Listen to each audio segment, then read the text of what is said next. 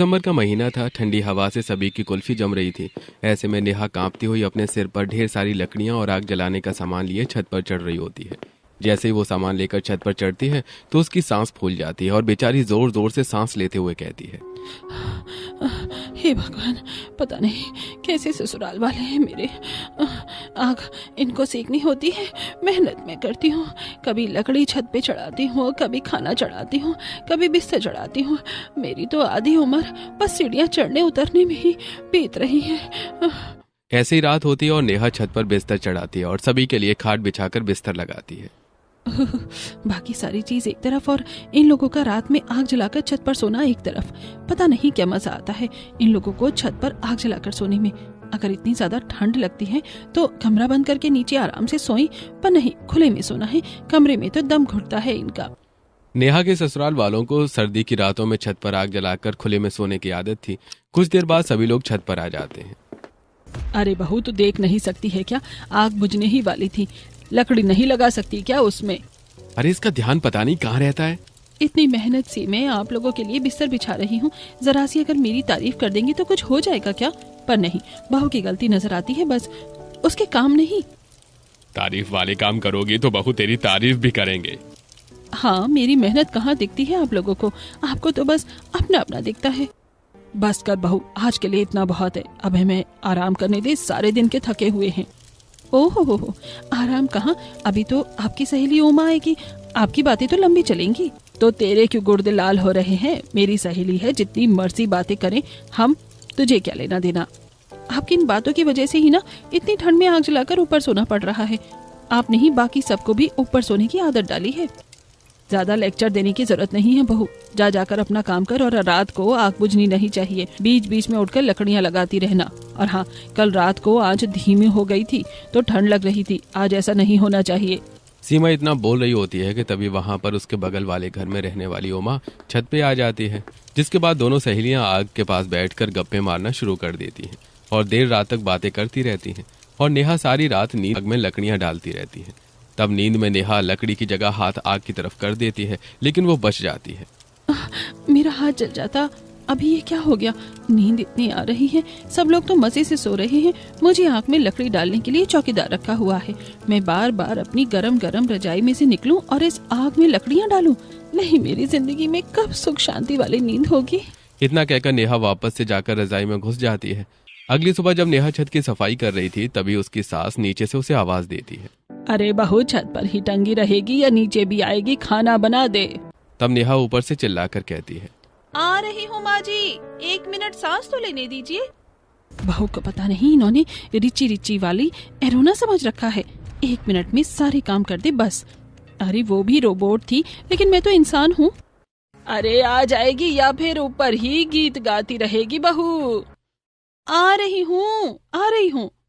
नेहा जल्दी से नीचे पहुंचती है। तभी सीमा बोलती है, अब एक काम कर, जल्दी से खाना बना ले रसोई में जाकर, और मैं जा रही हूँ ऊपर, वहीं मेरा खाना ले आना। माँ जी, जब खाना नीचे बन रहा है तो आप खाना नीचे ही खा लो ना, बार बार ऊपर खाना लेकर मुझे क्यों बुलाती हैं? बहू, भारी ठंड में तेरा दिमाग जम गया है क्या? अरे इतनी ठंड में नीचे बैठकर कौन खाना खाएगा? सारे गांव के लोग छत पर बैठे हुए हैं, धूप सेक रहे हैं, आग जलाकर आग सेक रहे हैं, और तू मुझे बोल रही है कि नीचे बैठकर खाना खा लूं? तू तो यही चाहती है कि ठंड से मेरे प्राण निकल जाए। बस माँ जी, आपकी जुबान पर तो यही बात होती है, प्राण निकल जाएंगे, प्राण निकल जाएंगे। प्राण तो मेरे निकलेंगे एक दिन, आप लोगों की आग जलाने के चक्कर में। नेहा रसोई में जाती है और खाना बनाना शुरू कर देती है और सीमा छत पर जाकर अपनी पड़ोसन उमा से बात करना शुरू कर देती है। बहुत ठंड है आज तो उमा। सच में सूरज भी तो देखो कैसा निकला है, एकदम 0 वाट के बल्ब जैसा, जरा सी रोशनी दे रहा है। तो फिर सोचना क्या है, जल्दी से आग जला लेते हैं। वो बहू ने वो देख लकड़ी और बाकी सारा सामान छत पर चढ़ा दिया है। हाँ, जल्दी से जला ले, मैं तब तक मूंगफली लेकर आती हूँ नीचे से। सीमा जल्दी से अपनी छत पर आग जलाती है और उमा अपने घर से मूंगफली लेकर आती है और दोनों सहेलियां छत पर बैठी बातें करती हैं और मूंगफली खाती हैं। और नीचे नेहा खाना बना रही होती है। तभी ठंड में ठिठुरते हुए उसका पति और ससुर घर आते हैं। अरे बहू, खाना बन गया क्या? हाँ जल्दी तो बताओ, बड़ी तेज भूख लगी हुई है।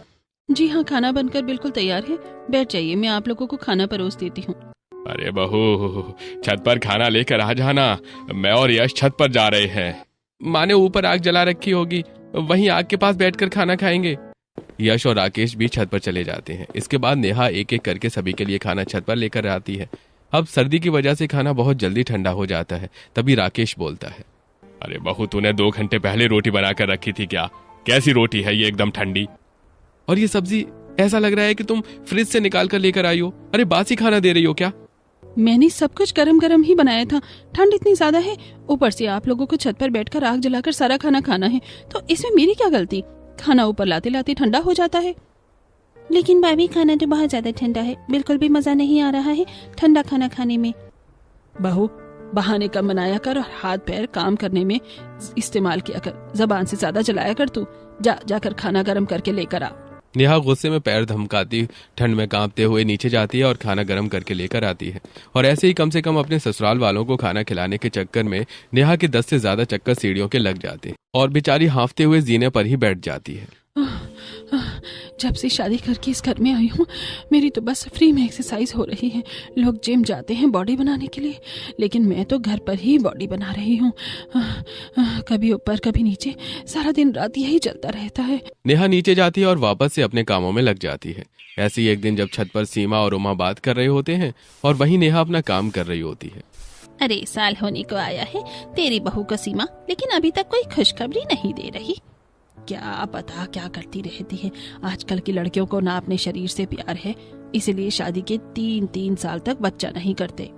वही तो, और फिर जब हम बूढ़े हो जाते हैं तो हमसे बच्चों की ठीक से देखभाल नहीं होती। फिर कहते हैं कि दादा दादी बच्चों को खिलाते नहीं हैं। अब कौन समझाए नास की पीढ़ी को ही सही उम्र में माँ बनना कितना ज्यादा जरूरी है। सीमा और उमा की बातें सुनकर नेहा का खून खौल जाता है और नेहा गुस्से में पैर धमकाती उनके पास जाती है और कहती है, आप लोगों को क्या दिक्कत है? 1 साल ही हुए हैं ना, 10 साल तो नहीं हो गए हैं मेरी शादी को। जब देखो तब आप दोनों बस मेरी चुगली करती रहती हो या फिर मुझे ताने ही देती रहती हैं। देख ले सीमा, तेरी बहू की जुबान कैंची से भी तेज चल रही है। यही संस्कार है इसके, वही अपना गंदा सा मुंह खोलकर कुछ भी बोल देती है। तो आप दोनों क्या कर रही हैं? सारा दिन तो मैं आप लोगों के लिए इतने सारे काम करती हूँ, ऊपर से ये जो आप रात को आग जलाकर छत पर सोते हैं ना, इस वजह से मेरे और मेरे पति की पर्सनल जिंदगी में भी आग लगी हुई है। काश कि आप दोनों इस बात को समझ पाए। जब आपकी खुद की बहू आएगी ना, तब आपको पता चलेगा। नेहा अपनी सास और उसकी सहेली को सुनाकर वहां से चली जाती है और नीचे जाकर झाड़ू लगाने लगती है। जैसे मैं घर में झाड़ू लगा रही हूँ, मेरे ससुराल वालों ने मेरे अरमानों पर झाड़ू लगा दिया है। क्या क्या सोचा था मैंने, लेकिन मेरी तो प्रिवेसी आग में जलकर राख हो गई है। ऊपर से मेरा पति भी कभी मेरा साथ नहीं देता, उसे भी सबका साथ देना है। अरे, मेरी पूरी रात काली हो जाती है। पूरी रात आग को देखने में ही ठीक से जल ही रही है या नहीं। जैसे तैसे नेहा घर का काम खत्म करती है और रात को जब सभी लोग आग जलाकर छत पर सोने की तैयारी कर रहे होते हैं, तभी सीमा एक प्लास्टिक का टुकड़ा उठाकर आग में डाल देती है, जिसके जलते ही बहुत ही गंदी बदबू और आने लगती है। ये प्लास्टिक क्यों डाल दी आपने आग में माँ जी? कितनी गंदी बदबू आ रही है इसमें से। अरे क्या हो गया, थोड़ी सी बदबू सहन कर ले। प्लास्टिक पिघलकर जब लकड़ियों पर गिरेगी ना, तो फिर इससे आज देर तक आग जलती रहेगी। आपकी इस देर से आग जलाने के चक्कर में सांस लेने में कितनी दिक्कत हो रही है, और ऊपर देखो कितना काला धुआं है। ये प्रदूषण भी कितना ज्यादा हो रहा है, जो ससुर जी के लिए अच्छा नहीं है। अरे तुम सिर्फ बकलोलबाजी कर सकती हो। माँ हमारा अच्छा सोच रही है, इसलिए उन्होंने प्लास्टिक डाला है। आग में क्यों बेवजह बहस कर रही हो तुम? हाँ बिल्कुल, एक तो मैंने आपका काम आसान कर दिया भाभी, ऊपर से आप माँ को ही बोल रही हो। अब आज रात को आपको कम उठना पड़ेगा आग चेक करने के लिए। आप लोग हर दिन आग जलाकर पहले ही इतना प्रदूषण फैला रहे हैं, और अब ऊपर से आप अपनी बातों को सही भी साबित कर रहे हैं। अरे बहू, सर्दियों में आग नहीं जलाएंगे तो क्या गर्मियों में आग जलाएंगे? और इतनी दुनिया जब पटाखे जलाती है, इतनी सारी गाड़ियां रोड पर हॉर्न बजाती हैं, शादी पार्टियों में डीजे बजाते हैं, तब प्रदूषण नहीं होता क्या? इस आग से ही सारा प्रदूषण हो रहा है। आप लोगों को तो कुछ भी समझाना ही बेकार है। जो करना है कर लीजिए। और ससुर जी, आप तो दूर हो जाइए।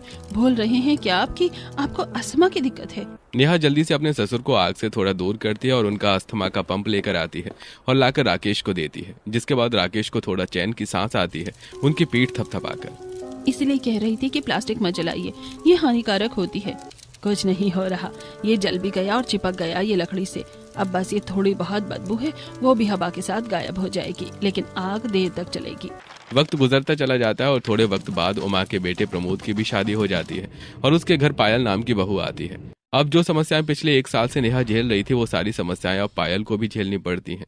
ऐसी ही एक शाम जब दोनों बहुएं ठंड में लकड़ियां लेकर जाती हैं तब। अरे कैसे अजीब लोग हैं ये बताओ, सर्दियों में ठंड में ऊपर छत पर आग जलाकर सो रहे हैं।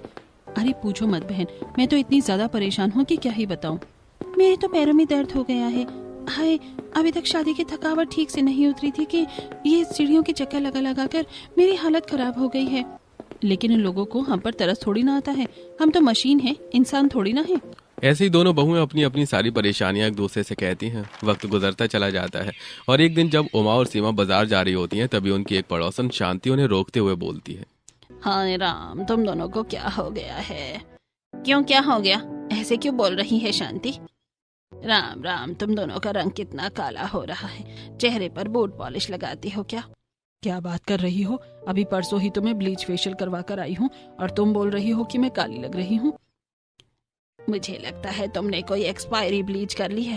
अरे तुम दोनों का रंग तो ऐसा है जैसे किसी ने कोयल पर शकरकंदी को भून कर लिया हो। जाओ जाकर घर में ठीक से शीशे में देखकर अपना चेहरा पता करो। शांति की बात सुनकर सीमा और उमा दोनों जल्दी से घर जाती हैं और जल्दी जल्दी में उमा भी सीमा के घर में ही घुस जाती है और सीमा जल्दी से शीशे के आगे खड़ी होकर खुद को देखते हुए बोलती है, अरे सच में मैं तो काली होती जा रही हूँ। और मैं भी। हमने तो कभी गौर ही नहीं किया अपने आप पर, हम इतने काले कैसे हो गए? और कैसे? ये जो आप सारा दिन सारी रात आग जलाकर सेकती है ना, उसकी वजह से काले हो रहे हैं आप। तो क्या करे, ठंड में ठिठुर कर मर जाए बहू। अरे अगर ठंड है तो हीटर जला लीजिए। हीटर नाम की भी तो चीज है जो बिजली से चलती है और आग जैसी गर्माहट भी देती है। हाय मेरी जान की तौबा, हीटर! अरे बिजली का बिल इतना बैठ जाएगा ना कि पूछ मत। इतनी बिजली हम साल में नहीं खर्च करते होंगे जितनी सिर्फ सर्दी में ही खर्च हो जाएगी हीटर जलाने से। उमा और सीमा की बातें सुनकर तो नेहा का दिमाग और भी घूम जाता है। अब जैसे जैसे सर्दी बढ़ने लगती है तो रात को छत पर ज्यादा आग जलाने की जरूरत पड़ती है और ऐसे में सर्दियों में ठीक से नेहा की नींद भी पूरी नहीं हो पाती और बार बार रजाई में से निकलकर आग में लकड़ी डालने की वजह से उसे सर्दी जुकाम होने लगता है। और एक सुबह, हे राम, मुझे सांस नहीं आ रहा, मेरी तो नाक भी जाम हो गई है। अरे क्या हो गया बहू, क्यों चीख चीख के पूरा घर हिला रही है तू सुबह से? हाँ बहू, जब तुझे पता है कि ठंड है तो अच्छे से गर्म कपड़े पहन कर रखा कर। अब छींक छींक के तू हर जगह वायरस फैला रही है। मुझे ये जुकाम ठंड की वजह से नहीं बल्कि आप लोगों की वजह से हुआ है। अरे कैसी बातें कर रही हो? हमने कौन सा तुम्हारी नाक में लाल मिर्च डाल दी है जो तुम हम पर इल्जाम लगा रही हो? रात में जो बार बार मैं गर्म रजाई से निकलकर आग की लकड़ियां डालती हूँ ना, उठ उठ कर उसी की वजह से मुझे सर्द गर्म हुआ है और मेरी ये हालत हो गई है। तो गलती तेरी है, तुझे अच्छे से अपने आप को ढक कर उठना चाहिए। अपनी गलती हम पर थोपने की जरूरत नहीं है बहू। हम तो आग जलाएंगे तो मतलब जलाएंगे और तू इस घर की बहू है और हम जो कहेंगे तुझे वो करना पड़ेगा। जहाँ एक तरफ नेहा क्यों अपनी सास से बहस चल रही होती है तो वहीं ऐसे ही दूसरी तरफ पायल उमा से बोल रही होती है, मैं थक गई हूँ, मेरे बस की नहीं है ऊपर से लेकर नीचे तक सारा दिन चक्कर लगाना और रात को खुले में सोना। क्यों, तेरे पैर क्या कागज के बने हैं जो 2 चक्कर लगाते ही थक जाते हैं? आप तो एक बार छत पर चढ़ जाती हैं तो सीधा बस जब आपको वॉशरूम जाना होता है ना तभी नीचे आती हैं, उसके अलावा आप नीचे आती भी नहीं हैं। तो क्या चाहती है, अब खुले में ही शौच करना शुरू कर दूं? बहू तो कैसी बातें कर रही है, तू नहीं चाहती कि गांव में तेरी सास की कोई इज्जत रहे? अरे मैं क्या बोल रही हूँ और आप क्या बोल रही हैं? मैं ये कहना चाहती हूँ कि सर्दियों में छत पर आग जलाकर सोना बंद कर दीजिए। इससे ईंधन भी खत्म हो रहा है, प्रदूषण भी हो रहा है और हमारे लिए भी अच्छा नहीं है। तू और वो सीमा की बहू जब देखो तब लेक्चर देने में लगी रहती हो। चल जा यहाँ से और जाकर 1 कप चाय बना कर ला और मैं जा रही हूँ छत पर, वहीं चाय लेकर आ जाना। आई बड़ी आग जलाकर नहीं सोना चाहिए। दोनों बहू अपने अपने घर पर अपने अपने ससुराल वालों को रात में आग जलाकर छत पर सोने के लिए काफी मना करती हैं, लेकिन दोनों के ही ससुराल वाले अपनी बहू की बात को नजरअंदाज कर देते हैं और लगातार ठंड की सर्दी रातों में आग जलाकर खुले में छत पर सोते रहते हैं, जिस वजह से पायल और नेहा बहुत ज्यादा परेशान हो जाती हैं। छत पर सभी बैठे हुए हैं और आग जल रही है। नेहा और पायल सटी हुई छत पर एक कोने में एक दूसरे से अपनी अपनी छत पर खड़ी होकर बात कर रही थी। मुझे लगता है कि हमारे बोलने से तो बात नहीं बनेगी। अब हमें कुछ ऐसा करना पड़ेगा जिससे हमारे ससुराल वाले छत पर आग जलाए ही ना। लेकिन हम करेंगे क्या, वो तो बताओ। मेरे पास 2-4 आइडिया हैं, हम वो अपना कर देख लेते हैं। अब ऐसे ही अगले दिन नेहा सबके उठने से पहले अपने घर में जमा सारा ईंधन एक जगह पर छुपा देती है और ऐसे ही सभी लोग उठते हैं और देखते हैं कि आग धीमी हो रही है। तब अरे पायल, लकड़ियाँ लेकर आ, आग बुझने वाली है। लकड़ियाँ खत्म हो गई हैं आग जलाने के लिए, नीचे आ जाइए आप सभी लोग। लकड़ियाँ खत्म हो गई? अरे लेकिन मैं तो कितनी सारी लकड़ियाँ लेकर आया था। अब खत्म हो गई तो मैं क्या करूँ? आप लोग आग ही इतनी ज्यादा जलाते हैं, सारी रात आग जलेगी तो लकड़ी है तो खत्म होगी ही। ओह नो, सारा मजा खराब हो गया। नेहा की बात सुनकर सभी लोग बहुत ज्यादा परेशान हो जाते हैं। तभी यश जल्दी से नीचे जाता है और सीमा भी उसके पीछे पीछे छत से नीचे आ जाती है। तभी यश स्टोर रूम में से बहुत सारे सीमेंट के खाली कट्टे निकाल कर ले आता है।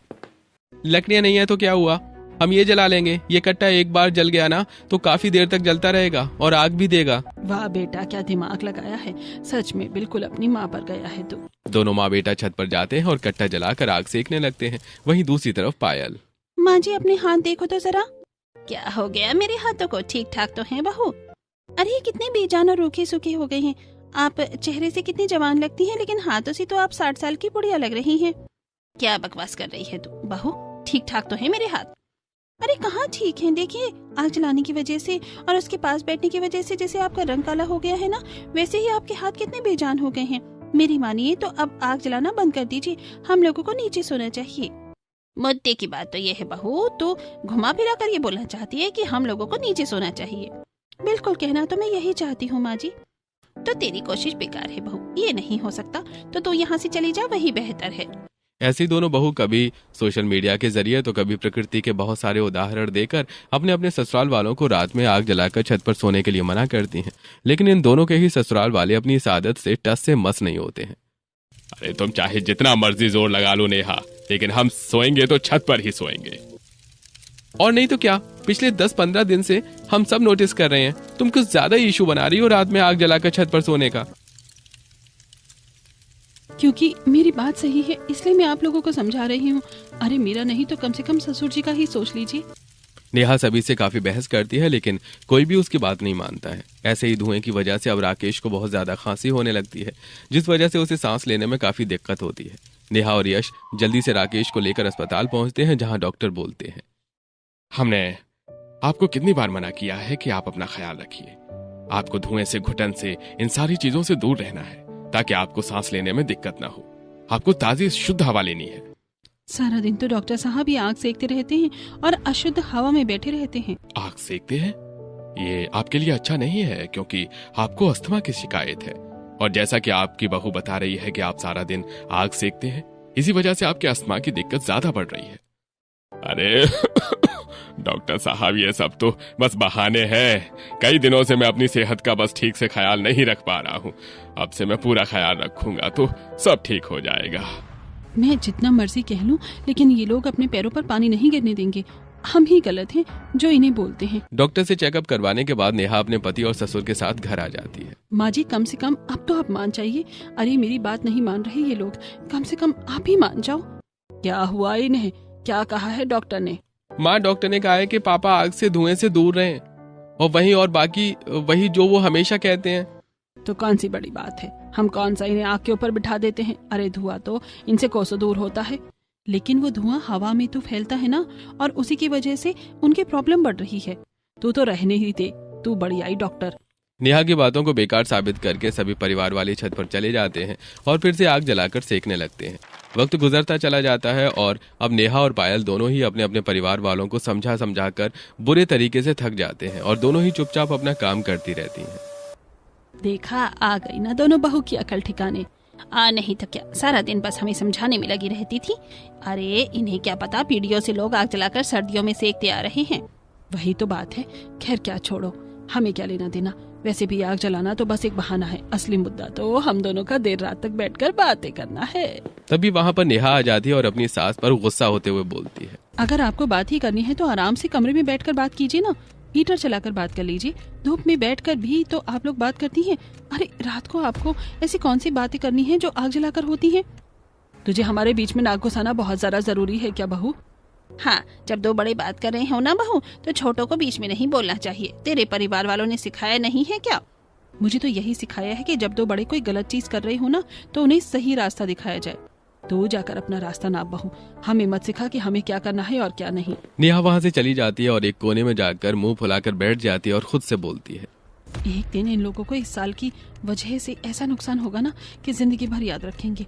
तभी नहीं पता चलेगा कि रात में आग जलाकर सोना कितना ज्यादा खतरनाक होता है। ऐसे ही एक रात ठंड बहुत ज्यादा होती है और साथ में सर्द हवाएं भी चल रही होती हैं। बहू आज ना ठंड ज्यादा है, तो एक काम कर, खाट थोड़ा आग के पास करके बिछा ले।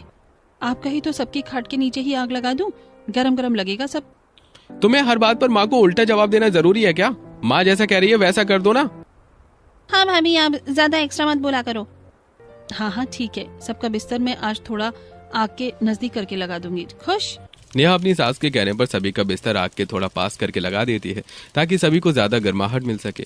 ऐसी रात में नेहा उठती है और आग में और ज्यादा लकड़ियां रख देती है। तभी एक बड़ी सी लकड़ी जलकर चटकती है और उसमें से एक मोटा सा कोयला निकलकर सीमा की रजाई पर जा गिरता है, जो कि खाट से नीचे लटक रही थी। धीरे धीरे रजाई आग पकड़ लेती है और अचानक ही नेहा को बदबू आती है। ये कैसी बदबू आ रही है? ऐसा लग रहा है जैसे कि कुछ जल रहा है, पर मैंने तो आग में लकड़ी लगाई थी और ये तो कपड़ा जलने की महक है। नेहा एकदम से उठती है। कपड़ा जल रहा है? कहाँ आग लगी है? कहाँ आग लगी है? माँ जी की रजाई में आग लगी है। माँ जी उठो, आपकी रजाई में आग लगी है। अरे सब उठो, जल्दी से उठो। नेहा के शोर मचाते ही जल्दी से सभी लोग उठ खड़े होते हैं और सीमा रजाई में लगी आग देखकर घबरा जाती है और जल्दीबाजी में रजाई को खुद से उतारते हुए उसका हाथ भी जल जाता है। राकेश, यश और प्रमोद जल्दी से पानी की बाल्टियां लेकर आते हैं और रजाई पर डालकर आग बुझा देते हैं। हाय, मेरी तो जान ही निकल गई थी। अगर सही समय पर बहू ना उठती तो मैं तो पूरी की पूरी रजाई की तरह ही जल जाती। क्या करती फिर? अरे शुक्र मना अपनी बहू का, उसने तो तेरी जान बचा ली, वरना तो पता नहीं क्या से क्या हो जाता आज। अब इन सब के बाद अब आप लोग सबक ले लीजिए। कैसा सबक भाभी? अब आप क्या बोल रही हैं? सबक ये है कि हम लोगों को ऐसे छत पर आग जलाकर नहीं सोना चाहिए। ये हमारे लिए अच्छा नहीं है। सर्दियों में ठंड होने पर भी हम आग जलाते हैं, लेकिन कभी कभी आग जलाना और शरीर को गर्माहट देना अच्छी बात है। लेकिन हर दिन ऐसी आग जलाकर प्रकृति को नुकसान पहुंचाने के साथ साथ खुद की सेहत और जान के साथ भी खिलवाड़ है। अरे भगवान न करे कि आज अगर कोई बड़ी अनहोनी हो जाती तो क्या होता, बस पूछो मत। बात तो सही है दोनों बहू की वैसे। लेकिन हम करें तो क्या करें? क्या हमें हीटर जलाकर कमरा बंद करके नींद नहीं आती है? कमरे में बहुत ज्यादा सफोकेशन हो जाता है। ले सकते हैं अच्छे से कोयलों को सुलगाकर हम उन्हें एक तसले में डालकर कमरे में रख सकते हैं, जिससे कमरे में गर्माहट बहुत ज्यादा भी नहीं होगी और बहुत कम भी नहीं होगी और हम आराम से सो भी सकते हैं। और उसका तो धुआं भी नहीं होगा, और धुआं नहीं होगा तो फिर मुझे खांसी भी नहीं आएगी और मेरे अस्थमा पर भी कोई बुरा असर नहीं पड़ेगा। बिल्कुल सही अंकल जी। तो अब हम आप सब लोगों के हाथ जोड़कर विनती करते हैं, भगवान के लिए सर्दियों की रातों में छत पर आग जलाकर सोना बंद कर दीजिए। और मम्मी जी, आंटी जी, सिर्फ आप दोनों की बातों के चक्कर में पता नहीं क्या हो जाता। आप दोनों पूरा दिन एक दूसरे के साथ बैठकर बात कर सकती हैं, लेकिन रात को तो चैन से सो सकते हैं। ठीक है बेटा, आगे से ऐसा नहीं होगा। बिल्कुल, हमें इतना बड़ा रिस्क नहीं लेना। अपने ससुराल वालों की बात सुनकर पायल और नेहा एक दूसरे की तरफ देखकर मुस्कुराती हैं और आखिरकार इस हादसे के बाद से सभी की अकल ठिकाने आ जाती है और अब सभी लोग कोयले की गर्माहट का सहारा लेकर छत पर ना सोकर अपने अपने कमरे में आराम से रजाई के अंदर सोते हैं।